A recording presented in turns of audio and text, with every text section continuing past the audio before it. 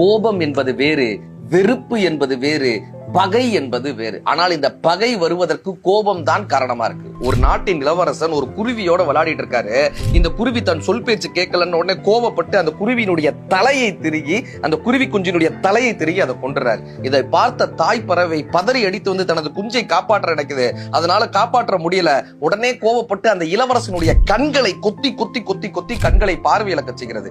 தன்னுடைய மகனின் பார்வை இழந்து விட்டான்னு தெரிந்த உடனே கோபப்பட்ட அந்த அரசர் என்ன பண்றாரு, தன்னுடைய படைகளை அழைத்து அந்த குருவியை வேட்டையாட சொல்றார். இந்த குருவி எனும் அனைத்தும் ஒன்று சேர்கிறது.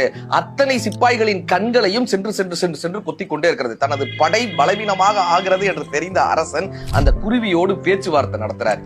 என்னுடைய மகன் உனது குழந்தையை கொன்று விட்டான், பதிலுக்கு நீ என் மகனினுடைய பார்வையை கொத்திவிட்டாய், அவனுடைய கண்களை கொத்திவிட்டாய். இதற்கும் அதற்கும் சரியானது. ஏன் நாம் இருவரும் நண்பர்களாகி விடலாமே, இனிமே நமக்குள் பிரச்சனை தேவையில்லை.